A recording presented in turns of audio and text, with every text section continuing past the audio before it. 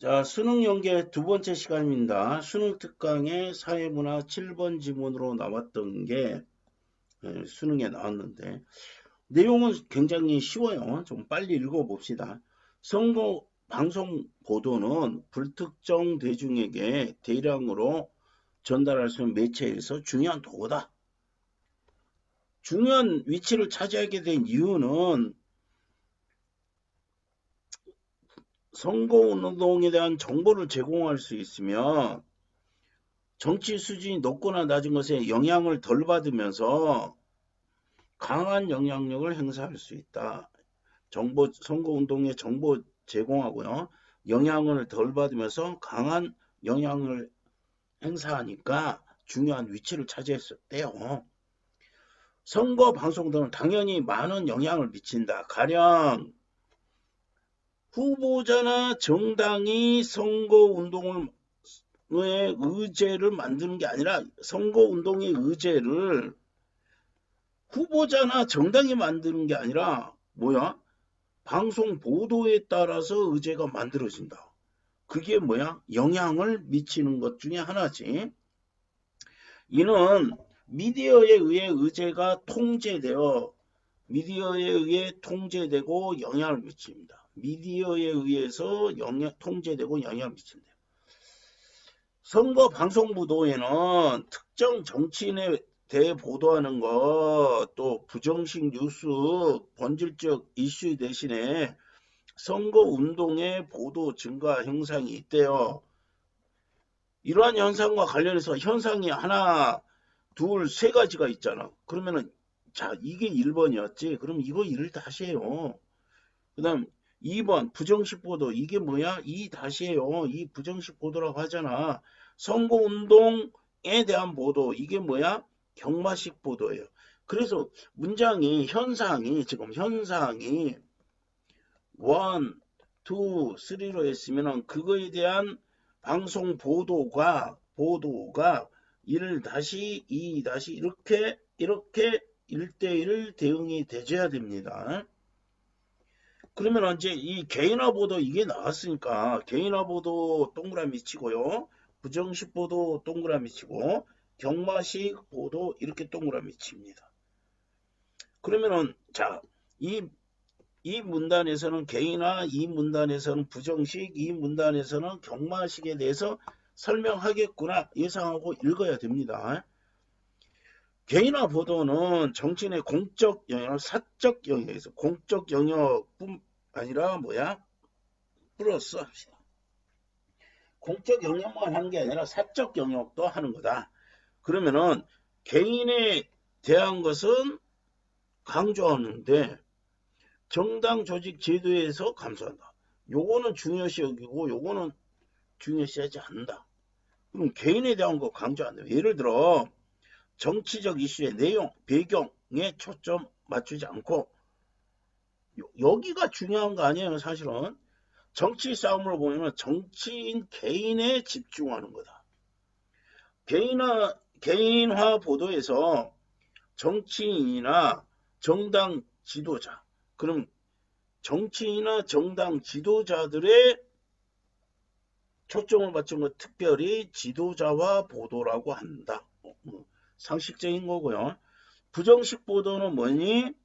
정치인, 정당, 정부를 부정적으로 보도하는 거다. 이러한 보도에는 불법, 부정, 흑색, 비리, 보도, 폭로, 비방, 요거 부정적 측면을 보도한다. 그러니까 이게 네거티브라고 하는데 여러분들도 해보면은 이거를 보도한다는 거야. 네거티브. 하지 말라고 정책 위주로 가야 되는데 부정식 보도는 해석적 저널리즘과 결합한 상태. 이거 플러스 해놓으세요. 해석적 저널리즘은 활용하면서 분석하고 해석합니다. 활용하면서 분석하고 해석하는 게 해석적 저널입니다. 그러면 뭐야?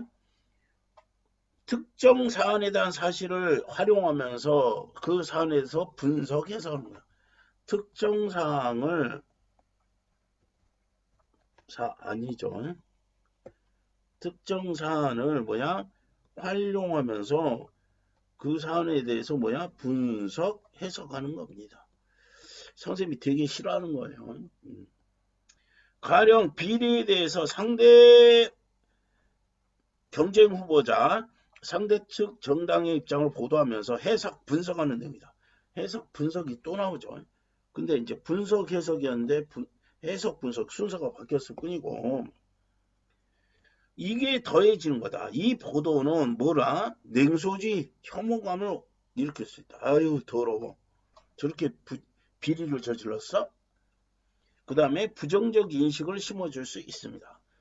근데 이런 부정적 기능이 있는데도 불구하고 계속 생산되는 이유는 시청률과 그에 따른 이익을 중요하는 방송사의 입장 때문이다. 그러면은 뭐에 따른? 시청률에 따른 이익을 중시하는 그가 뭐야? 시청률이죠. 에?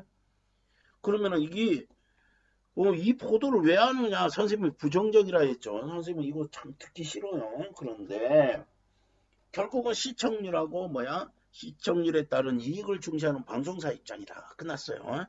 경마식 방송사 이익을 위한 보도입니다. 경마식 보도는 본질적인 내용보다 뭐지? 흥미적 요소를 집중보도 이렇게 뽑아낼 수 있어야 돼. 집중보도하는 방식입니다.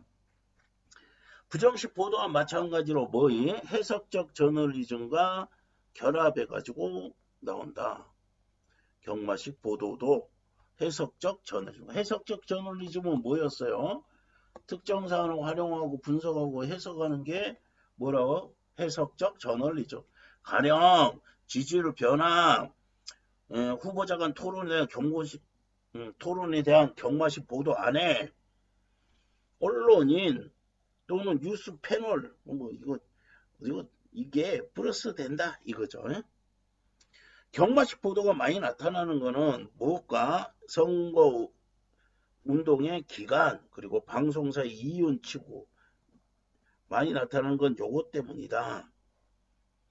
선거운동 기간이 길어질수록 뭐야? 신선한 선거 뉴스 기사에 대한 압박이 증가하고요. 신선한 선거 뉴스 기사에 대한 압박.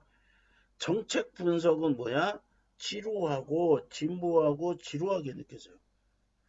그러니 이제 경마식이라는 건 뭐냐? 1번 말, 2번 말, 2번 말 막 이렇게 가지고 경마식으로 보도한다는 건데 예를 들어서 여기 뭐 A라는 지역의 국회의원 선거에서 지지율이 이렇게 됐습니다. 이렇게 됐습니다. 지난주하고 어떤 차이가 있는지 알아볼까요? 막 이러잖아. 그거는 재밌어 보인단 말이야. 그런데 뭐는 정책 분석 이런 건 지루하고 진부하단 말이야. 실제로 경마식 보도 뉴스는 관심을 받으면 매일 새로운 뉴스를 제공할 수 있기 때문에 유권자들이 관심을 받고 매일 새로운 뉴스를 제공할 수 있으니까 초기에는 뭐가 나왔다고요? 선거운동 초기에는 개인화 보도와 정책 보도가 나타나지만 그런데 이게 진보하고 지루해진다며 운동 초기에는 이러지만은 진행되면서 이런 보도는 줄어들고 경마식 보도가 양이 증가하는 것이다. 이렇게 정리를 했습니다. 경마식 보도에는 긍정적 기능과 부정적 기능. 그래서 선생님 어떻게 한다고? 긍정적인 거는 우리 시 읽을 때도 마찬가지지만 동그라미, 부정적인 건 세모로 해가지고 구별을 해주세요. 부정적인 기능은 중요 쟁점에 대해 후보자가 어떤 입장에 있는지 중요하지 않으면서 중요하지 않은 이슈가 관심을 받게 되는 거다. 반면에 접촉할 기회를 갖지 못한 대다수의 유권자가 선거에 관심을 갖게 할 수 있다. 현대 사회에서 정치적 무관심은 선거에 대한 무관심으로 이어질 수 있는데 이건 이제 정치학에서는 FS라고 해가지고 이게 무관심입니다. 정치에서 제일 무서운 게 뭐야? 무관심이라고 해요. 그럼 무관심으로 이어질 수 있는데 경마식 보도는 보도하고 해석함으로써 호기심을 자극하고 선거에 참여 또는 정치 참여를 독려할 수 있는 게 있대요. 자, 지금 이게 부정적인 거 세모치고 이게 딱 읽을 때 경마식 보도가 나쁜 거 아니야? 이런 인식을 갖고 있지만 이런 긍정적 측면도 있어요. 그럼 이런 특징 때문에 두 가지를 주의해야 됩니다. 주의점 두 가지. 하나는 또 다른 하나는 이렇게 되죠. 자, 여론조사가 이런 거 대표성이 떨어진다. 확대 분석, 해석 오류 이런 거다. 여론조사가 대표성이 떨어지고 확대 분석하고 해석 오류. 다른 하나는 능력과 무관할 수도 있다. 마치 경마에 돈을 걸던 사람이 관련 없는 정보나 외양에 현혹되어 오판할 수 있듯이 사소한 거에도 현혹될 수 있다. 자, 이게 뭐냐면요. 이거 설명 방법은 유추입니다. 유추는 뭐야? 이 정확히 좀 갑시다. 유비추론이, 유사추론이 그동안 잘 안 나왔어요. 근데 왠지 찜찜해요. 나올 가능성이 높다. 이렇게 생각합니다. 그러면 요거는 선생님은 이렇게 설명합니다. 설명하기 어려운 대상과 개념을 그와 유사한 쉬운 대상과 개념으로 설명하는 것, 이렇게 선생님은 정의를 내려요. 그 뭐냐면 일단 유사해야 돼요. 그래서 유추를 확장된 비교는 뭐야? 유사점 공통점이지. 확장된 비교라고도 부르고요.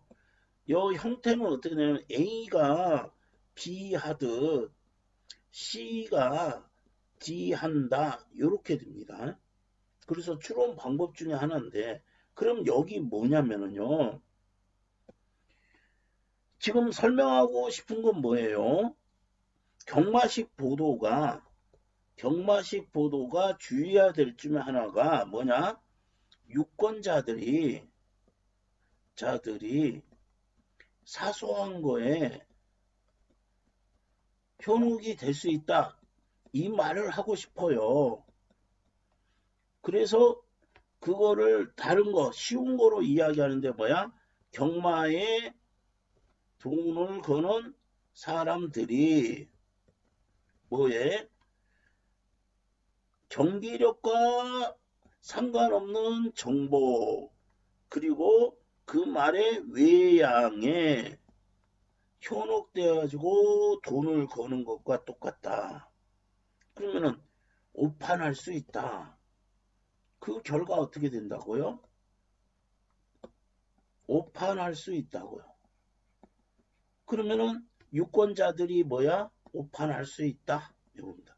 그럼 말하고 싶은 거는 유권자들이 사소한 것, 경마식 보도에 의해서 현혹돼가지고 오판할 수 있다는 것을 쉽게 설명하려고 뭐야? 마치 경마에 돈 거는 사람들이 중요한 것과 경기력과 상관없는 정보 그리고 겉모습에 현혹돼가지고 오판해가지고 돈을 걸면 어떻게 되겠어? 돈을 다 날리는 거지. 자, 유추가요. 그래서 추론 방법 중에 귀납 추론, 연역 추론 있죠. 귀납 추론은 여러분 실험, 관찰, 여기 통계 자료가 있거나 몇 퍼센트 이 말이 있으면 무조건 귀납이에요. 연역은 3단 논법이죠. 이거는 나중에 따로 한번 정리를 한번 해 줄게요. 그래서 모르겠어요. 선생님이 괜히 원래 유추가 아마 거의 100% 안 나왔을 거예요. 최근 시험에. 그런데 왠지 좀 나올 것 같은 느낌이 있습니다. 선생님 촉이라는 거는 거의 항상 정확했어. 자, 개인화 보도는 적절한 건데 정당보다 개인의 초점. 맞는 소리죠. 선거 기간이 짧을수록이 아니 길수록이죠. 이거는 정치의식이 높으나 낮으나 영향을 준다 했죠. 해석적 저널과 결합한 부정식 보도는 부정적이면 긍정적으로 이런 말 있었어? 없었습니다. 경과식 보도는 다양한 논쟁에 긍정적 기능 요거밖에 없어요. 관심을 갖게 하는 것밖에 없어요. 반대라고 했죠. 이건 문제풀이는 이제 개개인적으로 그냥 합시다. 이거 수능 특강이 중요한 게 아니니까. 이거는 답이 4번이고 3번은 3번입니다. 문제 풀다가 지금 이해 안 되겠어요. 그러면은 질문을 해주세요. 수업 시간에. 그 다음에 4번은 답이 4번이고요.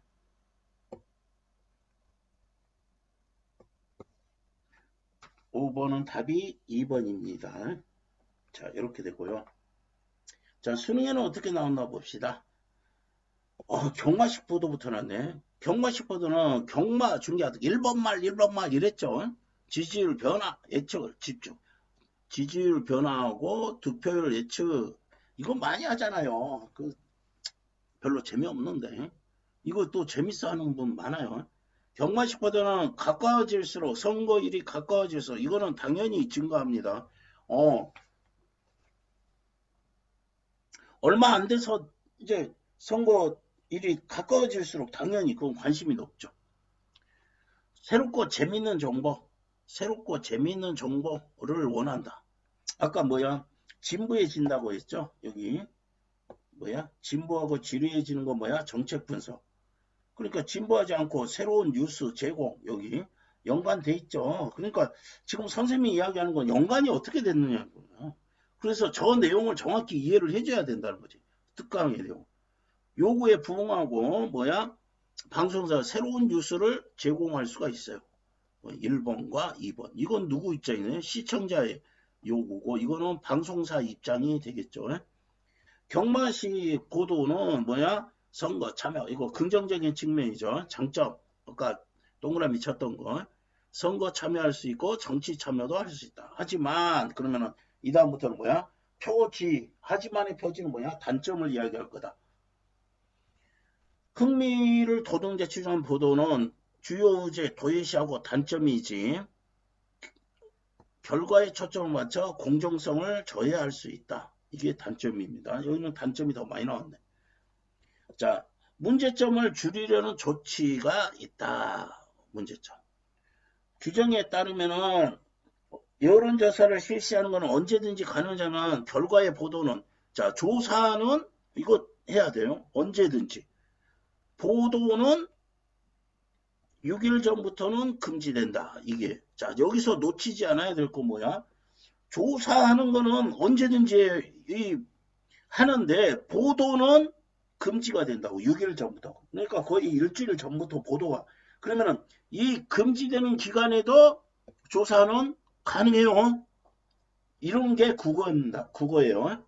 이런 규정이 국민의 알 권 자유 침해한지에 대해서 헌법재판소는 신뢰할 수 있는 여론조사 결과를 하더라도 임박해 하면은 헌법재판소는 임박해 하면은 영향을 미쳐서 합헌 결정을 했다. 그러면은 금지한 것이 이렇게 금지하는 것이 헌법에 맞는 거예요. 합헌 결정을 내렸어요.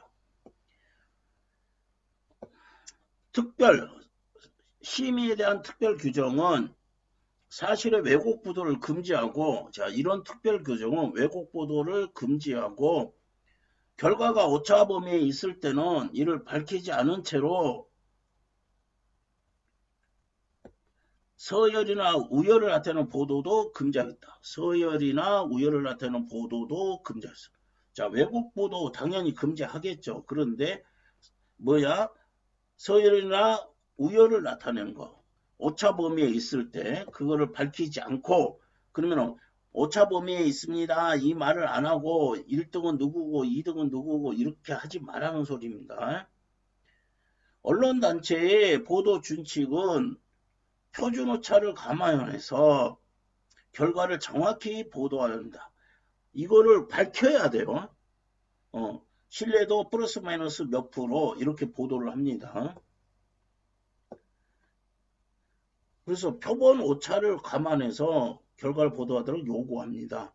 지지율 차이는 오차 범위에 있을 때 오차 범위 내에 있으면은 경합은 무방하지만 그럼 요거는 돼요. 근데 앞섰다라는 표현은 우열을 나타내므로 쓸 수 없어요. 이 중요하죠. 오차 범위에 있을 때는 경합은 가능하지만 앞섰다 이렇게는 보도하면 안 된다. 그 다음 두 번째 한계를 보완하는 방법은 선거 방송 토론회가 활용될 수 있다. 이게 두 번째죠. 이 토론을 통해 정책 자질의 차이가 드러날 수 있는데 현실적으로 초청 대상자는 한정된다. 이 말을 한번 봅시다. 한정된다는 거는 뭐야? 제한을 둔다는 거지. 모두 다 나오는 게 아니라는 겁니다.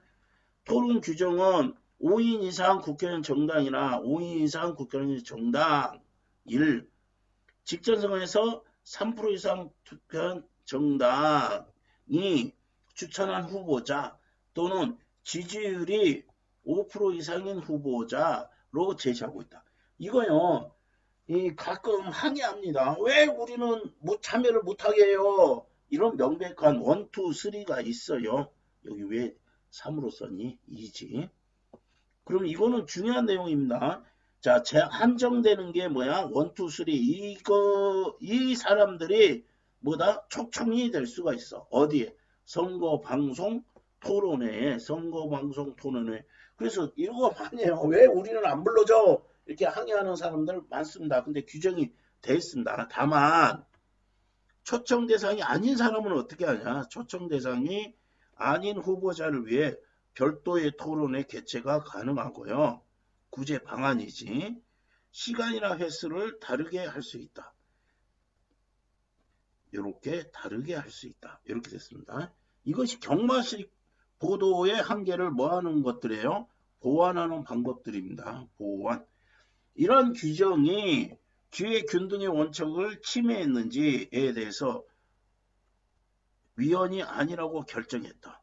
그러니까 기회균등의 원칙 아까도 이야기했잖아. 아니 나도 후보자인데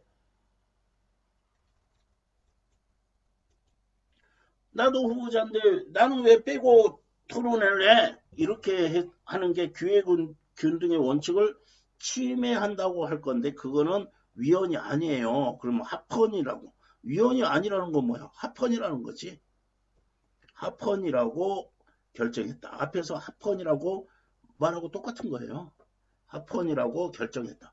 다수 의견은 효율적 운영을 고려할 때 너무 많으면 심층적 토론이 이루어지기 어렵고 유권자도 비교하기 어렵다는 점을 지적하며 이 규정은 합리적 제한이라고 봤다. 반면 반대쪽 이야기죠. 소수 의견은 이게 다수 의견이지. 법이라는 건 항상 뭐야? 다수설과 소수설이 있어요. 그러면 법은 뭐야? 다수설에 의지할 수밖에 없죠.